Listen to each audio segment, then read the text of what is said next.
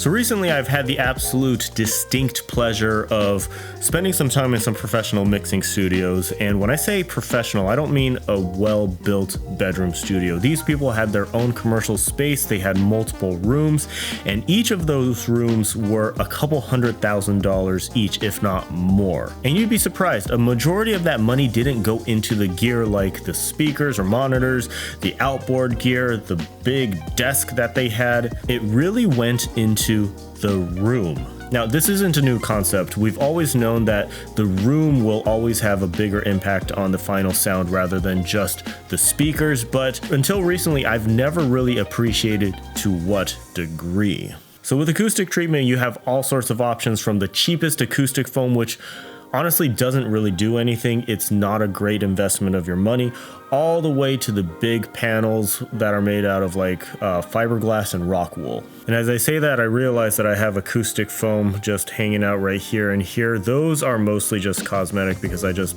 had a bunch. Those don't affect the room acoustics to any appreciable degree.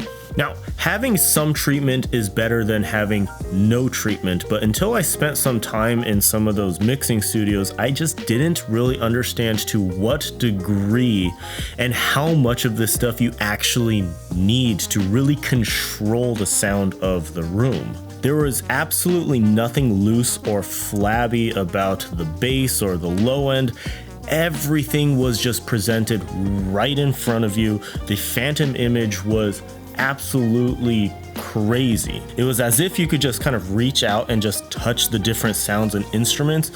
I've never really experienced anything like that before, and now that I've experienced it, I'm really starting to figure out that there are a lot of problems with my own room and my own setup, and today I wanted to amend that. Now, it is absolutely unreasonable to think that you'll ever really match the acoustics of a $100,000 studio.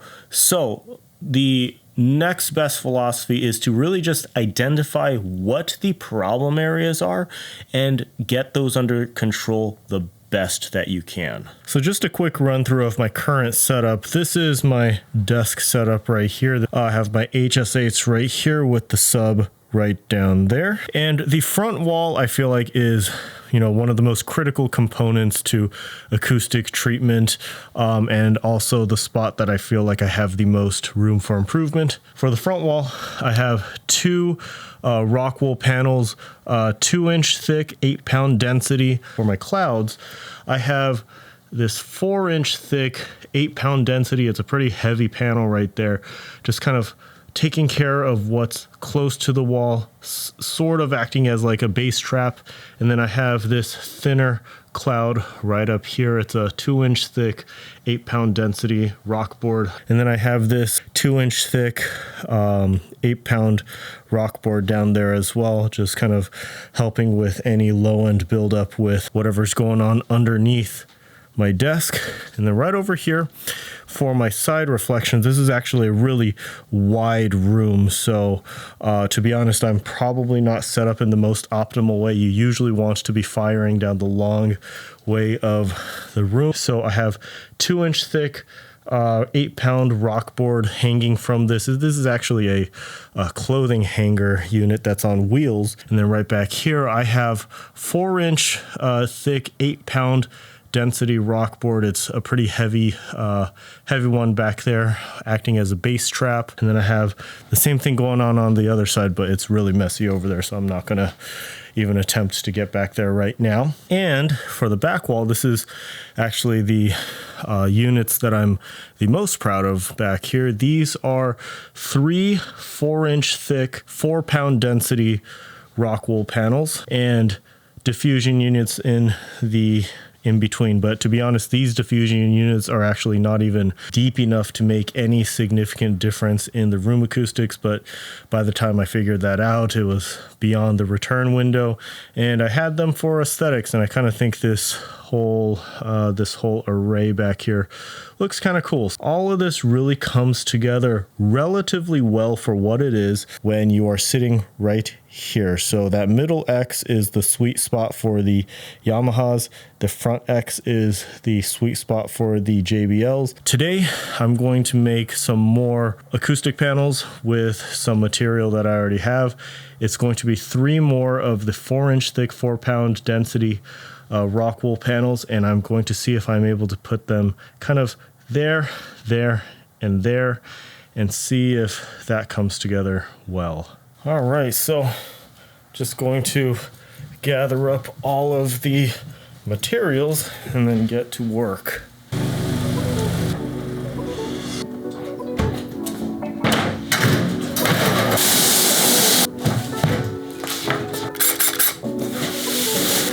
All right, so the first thing that we're going to be doing is building up the frames for each of these. These are prefabricated parts from GIK Acoustics. I liked how it came out for my last set of panels, so we're just going to use the same thing. Otherwise, it shouldn't be that hard to just make the frames yourselves, but I don't have something like a table saw or a skill saw, so this is just the next best thing here. So we got a lot of these various screws and nails. Make sure you don't lose any. So I kind of messed up a little bit. Last time I couldn't remember if I drilled pilot holes before screwing the things in. Apparently I did, because now it's kind of splitting after I put it in, so. Lesson learned, always drill a pilot hole.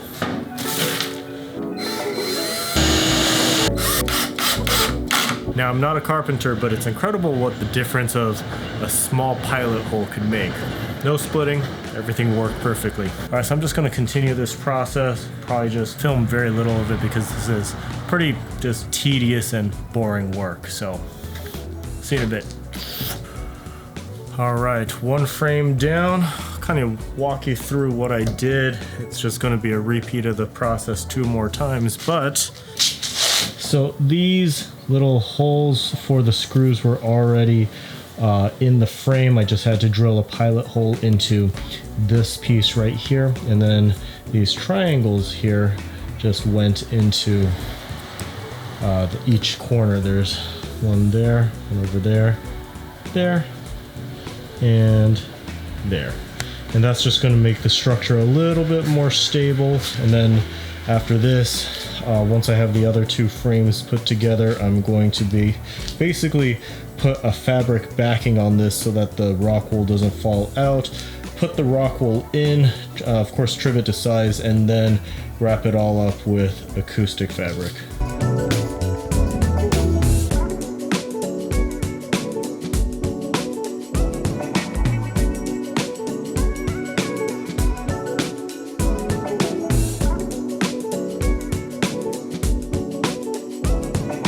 All right, good progress so far. I got all of the frames completed. The sawdust was starting to get a little bit too fine, so I had to put this on, but this is how everything is looking right here. Thinking that everything is looking pretty good. Unfortunately, now starts kind of the messy part where I'm going to be handling the Rockwool and everything. So basically what I'm going to do is I'm going to put it's actually landscaping tarp. Basically, you put it down to suppress weeds. That's going to be the backing of the panel, and the rest of it is going to be nicer looking acoustic fabric. So it should come together nicely.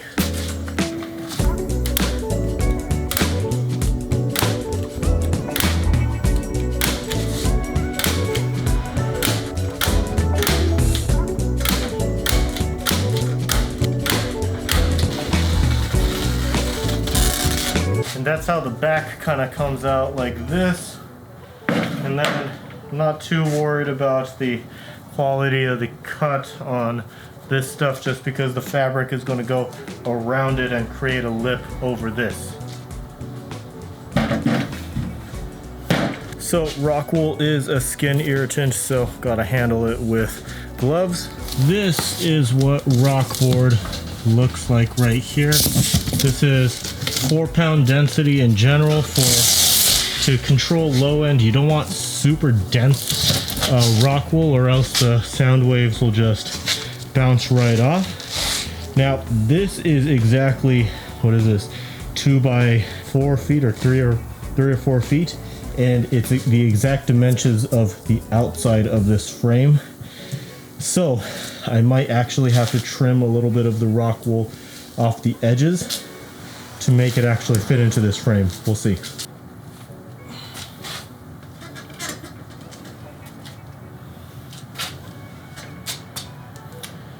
Yep. So unfortunately, I do have to trim this down. It's not squishy enough that I could just actually stuff it in. I wish it was, but shouldn't be that hard. I did this pretty easily last time, so.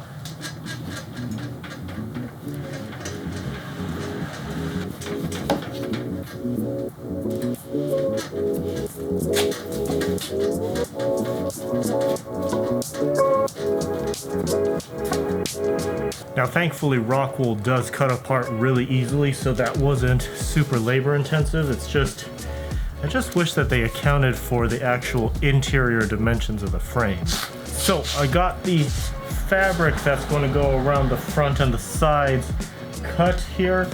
This fabric I got from Gifford of Maine, but I believe that they recently changed their name. So whatever they are now, I really like their product.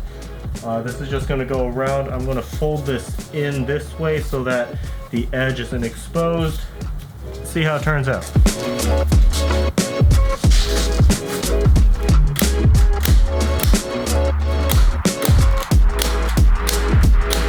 I feel like the top is always the hardest to make look good, so I'm just going to show the process of how I did this. It's looking good on the bottom, so here's how I'm doing the top. Or I guess this could be the bottom, depending on how you're looking at it. So I'm just taking this part right here, and then just kind of folding it down and in like this. Staple that down.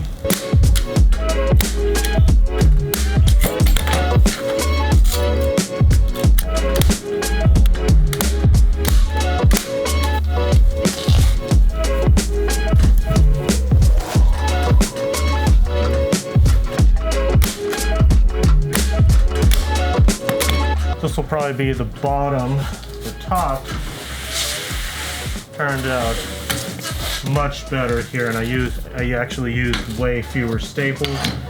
I just kind of did that fold up here and then just anchored it down right here first and then worked my way out. I did the opposite on the other side, and now it looks like crap on the other side, but this top looks good.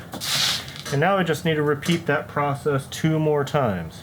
All right, this is how it looks like once everything is trimmed down. My wife is helping me. Hi. It should be a pretty snug fit, and what I like about these frames is that they have these cutouts right here, so technically it won't reflect off the sides. However little that actually helps, I appreciate that they really pay attention to that detail there.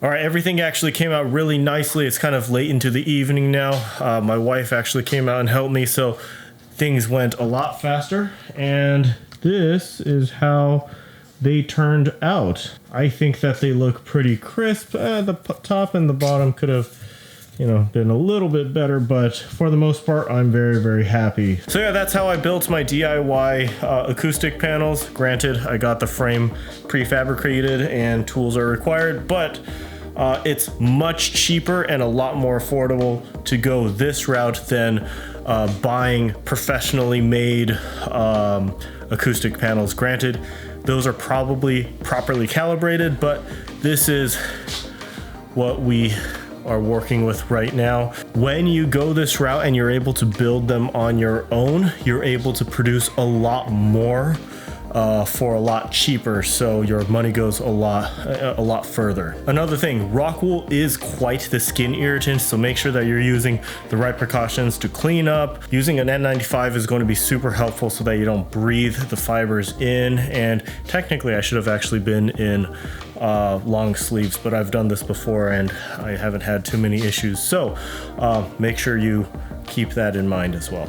Now, figuring out how to mount these onto the wall is going to be a completely separate ordeal. So for today, this is going to be it. Thank you so much for watching. Pretty sure that this was not the most interesting video in the world, but I'm sure it's going to be helpful for some people. These are going to go onto my front wall along with the other 2-inch panels. I'm going to try and arrange them into some sort of array. We'll figure that out, but that'll be for, I don't know, sometime later this week. Anyways, thanks for watching.